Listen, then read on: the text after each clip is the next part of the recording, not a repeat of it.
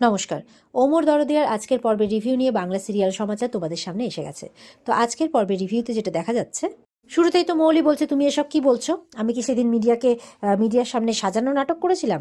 তো বাণী বলছে, সেটা তো এক্ষুনি সবাই দেখতে পাবে, আর ওই জন্য তো আমি মিডিয়াকে ডেকেছি। এই বলে সেই ভিডিওটা কিন্তু মিডিয়াকে দেখিয়ে দেয়, ওই গুন্ডাগুলোর বলা কথাগুলো, যে মৌলি তাদেরকে টাকা দিয়ে কাজটা করিয়েছে। তো এটা দেখে সবাই অবাক হয়ে যায়।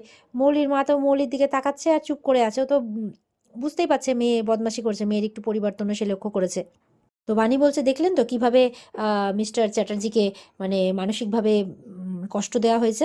তখন মিডিয়া বলছে, তাহলে আপনারা কি মনে করছেন, মানে আপনি কি ভাবছেন, এবার কি কোনো আইনি পদক্ষেপ নেবেন? মৌলি তো ভয়ে পুরো জড়সড় হয়ে গেছে। অনিরুদ্ধরা চুপ করে থাকলেও ঈশানী বলছে, আমি যদি অনিরুদ্ধ জায়গায় থাকতাম তাহলে অবশ্যই নিতাম। ঈশানী বলছে যে তুমি যেই পরিমাণ কষ্ট পেয়েছো, তোমার পরিবার যেই পরিমাণ কষ্ট পেয়েছে, আমার মনে হয় তোমার আইনি পদক্ষেপ নেওয়া উচিত, আর আমি তাতে কোনো বাধা দেব না। তখন পিনাকিও বলছে, আমিও একমত, আমিও কোনো বাধা দেব না। তখন তো মৌলি দেখছে ওর বাবাও ঘুরে যাচ্ছে, তো বাবা ড্যাডি বলে চিৎকার করছে। তখন এবার মৌলি বলছে যে এটা কি করে হতে পারে, ওই ভিডিওটা তো ফেকও হতে পারে। তখন ওর ঠাম্মি বলছে, হ্যাঁ আজকাল তো কত টেকনোলজি বেরিয়েছে না, হয় কে নয়, নয় কে হয় করতে পারে। তখন আর্যর অন্তরা বলছে, না আমরা প্রমাণ, আমরা নিজের চোখে সবকিছু দেখেছি। আর্য বলছে, ইনফ্যাক্ট ভিডিওটা আমি করেছি। তখন তো চুপ করে যাই। অনিরুদ্ধ বলছে, কোনটা হয় কোনটা নয় সেটা তো পুলিশ প্রমাণ করবে। পুলিশের নাম শুনে তো ঠাম্মি আর একদম কেঁপে উঠেছে। মৌলিকে গিয়ে বলছে অনিরুদ্ধ, জানো কি, যে তাদের মধ্যে একজন কিন্তু অলরেডি পুলিশের হাতে ধরাও পড়েছে। মৌলি তো আরো ঘাবড়ে যায়। ঠাম্মি তো মনে মনে বলছে, বাপরে, জেলে তো আবার লপসি খেতে হয়, তো সেই সব খেয়ে আবার পাথর ভাঙবে নাকি, তাই বলছে। অনিরুদ্ধ বলছে, জানো তো, তুমি আমার ছোটবেলাকার বন্ধু, তোমার প্রতি আমার যেটুকু ফিলিংস ছিল বন্ধু হিসেবে, সেটুকু এখন একদম শেষ, তাই সরি ফর ইউ, তাই বলছে। এবার তো মৌলিক দাদাই বলছে, না মৌলি, তুমি এই কাজটা মোটেও ঠিক করনি, আমিও সমর্থন করি না, তোমার ওদের কাছে ক্ষমা চাওয়া উচিত। বলে, দাদাই প্লিজ, তুমি তো অন্তপক্ষে এরকম করো না। সবার যে কি হয়েছে, বাড়িতে 24 ঘন্টার মায়ের কানের কাছে এসে বলছে বানি বানি বানি করছে। ওর মা ঠাটি আবার একটা চড় মারে। মায়ের উপর রাগ দেখাতে গেলে তখন ওর ঠাম্মি ইশারা করছে, না রেগে যেও না, এরকম ব্যাপার, তখন ও শান্ত হয়ে যায়। এবার তো ঈশানীর কাছে গিয়ে ওর মেয়ে এবার মম মম করতে গেলে ঈশানী ঝিটকা দিয়ে সরিয়ে দিচ্ছে, পছন্দ করছে না। পিনাকি তখন বলছে, ঈশানী চলো ভেতরে চলো, এখানে থাকতে হবে না। আর মিডিয়াকে বলছে, আপনারা প্লিজ যান, আমাদের একা থাকতে দিন, এই সিচুয়েশনটা কাটিয়ে উঠতে আমাদের সময় লাগবে। মিডিয়া চলে যায়।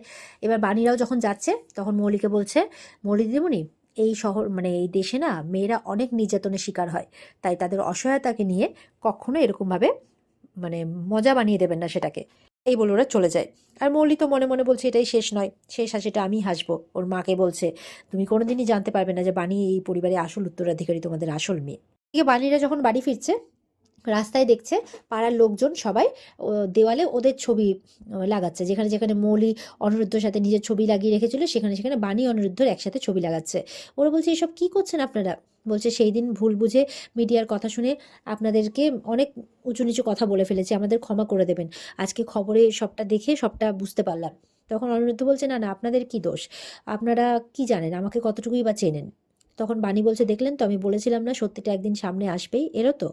তখন একজন বলছে যে, মা, তুমি সেদিন তোমার স্বামীকে এইভাবেই বিশ্বাস করেছিলে, এইভাবেই তুমি স্বামী সন্তান নিয়ে সুখে সংসার করো, তাই বলছে। বলছে, আমাদের তরফ থেকে আপনাদের জন্য একটা উপহার আছে। বাণী বলছে, এসবের কি দরকার ছিল? তখন দেখছে অনিরুদ্ধ আর বাণীর একসাথে থাকা ছবিটাকে বাঁধিয়ে ওরা বাণীকে দিচ্ছে, বলছে, আমাদের সবার তরফ থেকে একটা ছোট্ট উপহার। তো বাণীরাও সেটা স্বীকার করে নেয়। বানি আর মামনি মিলে রান্না করছে রান্নাঘরে, আর গল্প করছে, যাক বাবা, আজকে যা হয়েছে খুব ভালো হয়েছে। না হলে অনিরুদ্ধর মায়ের কথা বলছে, খুব মন ভার করেছিল, কারণ ছেলের নামে এরকম বদনাম কোন মা সহ্য করতে পারে। তো তারা এই কথা বলতে বলতে তখন বাড়িতে ওই আরজু, অন্তরা, মানে তাদের পুরো ফ্যামিলি, তাদের মা বাবা সবাই মিলে এসে হাজির।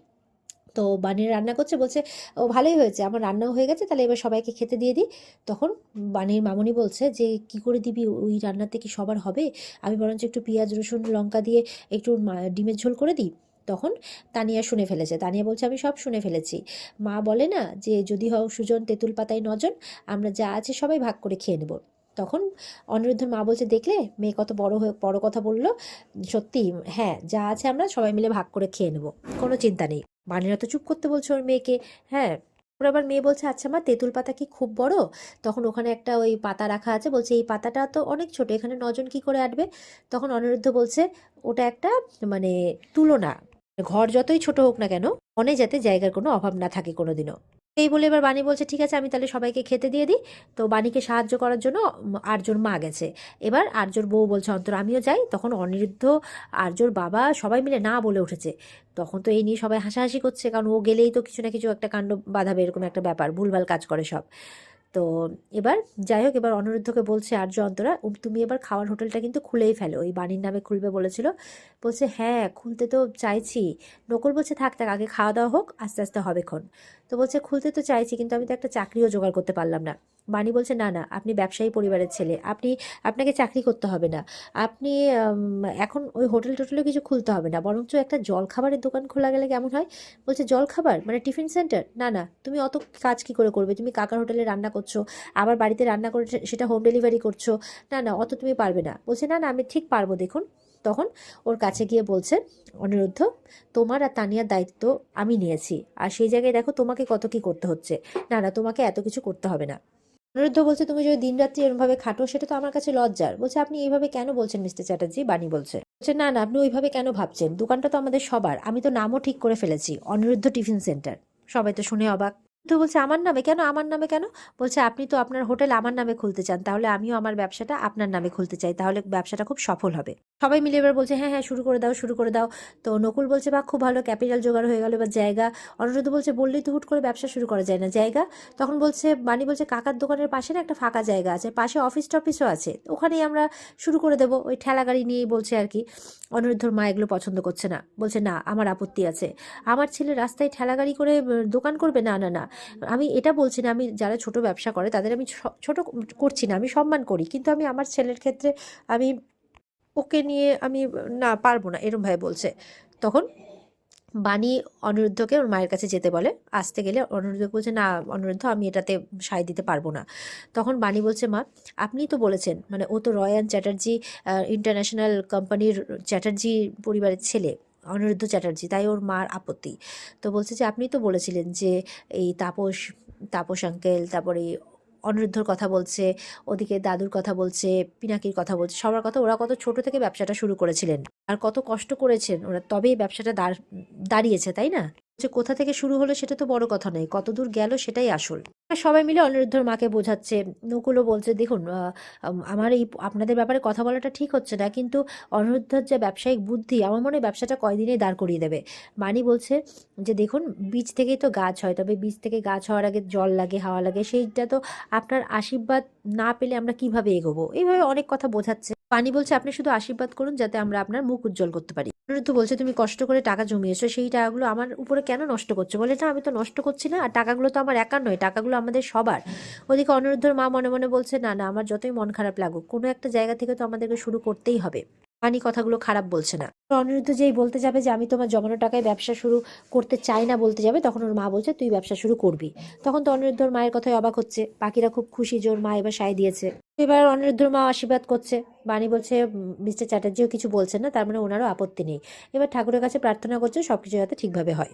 বাণী ও বাড়িতেও যাবে, সবার আশীর্বাদ নিয়ে আসবে, আর দুই বাড়ির সম্পর্ক যাতে ভালো হয় সেই চেষ্টাও করবে। এবার দেখা যাচ্ছে যে পিনাকি অফিসে বেরোবে, ঈশানী তো মুখে টিফিনটা খাইয়ে দিচ্ছে, আর সেই সময় বাণী এসে পায়ে প্রণাম করছে, বলছে বাণী তুমি এখানে? তো পিনাকিরও আশীর্বাদ নিচ্ছে, বলছে যে আমি আসলে আশীর্বাদ দিতে এসেছি, একটা নতুন ব্যবসা শুরু করছি, তো ওই কাকার হোটেলের পাশে একটা ছোট্ট দোকান খুলছি, অনিরুদ্ধ টিফিন সেন্টার। তো ওটারই উদ্বোধনে আপনারা যদি আসেন। ওদিকে দাদু ঠাম্মিও এসছে, ঠাম্মি বলছে দাদুকে যে একদম যাবে না, ওই দেখো আমাদের সাথে কম্পিটিশন করার জন্য এসছে, হ্যাঁ আমাদের মুখে ঝামা ঘষতে এসছে, একদম যাবে না। তো ঈশানী খুশি, পিনাকিও খুশি। ঈশানী বলছে যে কবে উদ্বোধন? তখন দাদু বলছে জবেই হোক আমরা কেউ যাব না। এটা শুনে সবাই অবাক হয়ে যায়, বানিও। আর এখানেই কিন্তু আজকের পর্ব শেষ হয়ে যায়।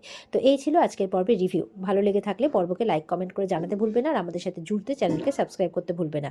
দেখা হচ্ছে তোমাদের সাথে আগামীকালকে। সবাই খুব ভালো থাকবে। আজকের মতো পর্ব এই পর্যন্তই, টাটা।